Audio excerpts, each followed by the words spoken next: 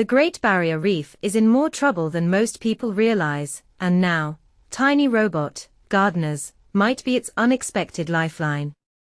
For years, the reef has been one of the bleakest symbols of environmental decline, as rising ocean temperatures and increasing acidity have pushed this vibrant ecosystem toward potential collapse. It is not just a pretty tourist destination. It is a powerhouse of marine biodiversity and plays a key role in major ocean processes that help support life far beyond Australia's coastline.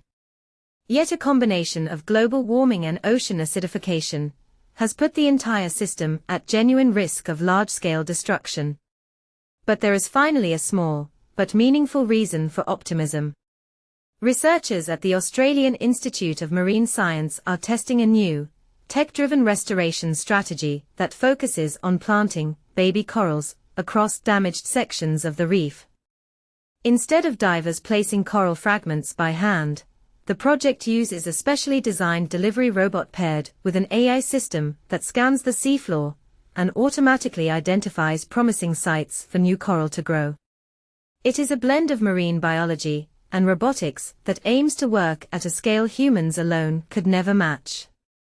Here is where it gets especially interesting and a bit controversial. The robot is mounted on the side of a boat and points several cameras toward the ocean floor as the vessel moves along. As the system glides over the seabed, it analyzes the layout of existing coral, including both healthy and bleached patches, and then decides when and where to release a piece of ceramic material.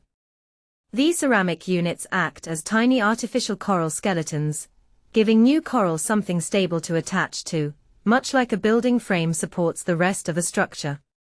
Each ceramic starter is not just an empty shell. It comes preloaded with a young coral that has been carefully grown in controlled aquaculture facilities on land. Once these juvenile corals are attached, the robot precisely places them in locations that offer favorable conditions, with accuracy down to just a few meters. The big picture goal is to roll this out at reef scale, meaning over vast areas, to help reseed one of the planet's most important natural water filters, and partially undo some of the damage built up over the last 100 years.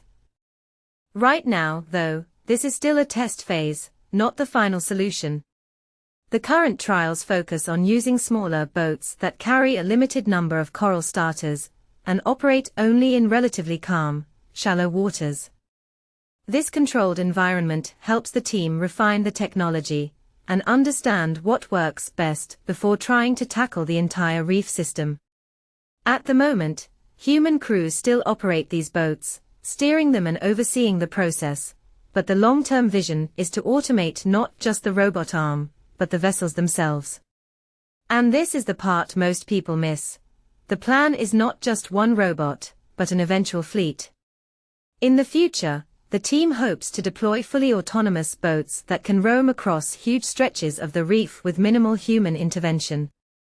These vessels would carry the baby coral dropping robots and operate almost like underwater tree planting machines, methodically restoring degraded areas day after day. If that happens, restoration efforts could scale up dramatically, potentially turning what is now a series of small experiments into a major, continuous recovery program. This technological push arrives just as new research suggests that the Great Barrier Reef might still have a chance to recover if the world stays on track with global climate targets. That hopeful finding has energized efforts to help corals directly, but it also underscores a tough truth: technology alone cannot save the reef if climate change continues unchecked. Many existing projects focus on reducing the stresses corals face, such as controlling pollution, managing local fishing pressure, or addressing specific biological threats, rather than directly boosting coral growth. That is why autonomous interventions may end up being essential, not optional. One example already in action is a robot called RangerBot, developed at Queensland University of Technology, which patrols the reef to hunt down crown-of-thorns starfish. These starfish can devastate coral populations by consuming large patches of reef, and RangerBot helps by injecting them with a lethal solution to reduce their numbers. This kind of targeted, automated control might sound harsh, but it can be crucial for limiting additional damage in an ecosystem already stressed by warming waters. Here is where the debate heats up. Are we okay with robots deciding which animals live or die in the name of conservation? Supporters argue that these robotic helpers are necessary tools to buy time and preserve what is left, especially as climate impacts accelerate.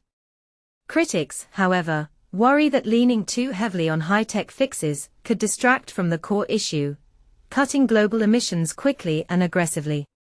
There is also an ethical layer.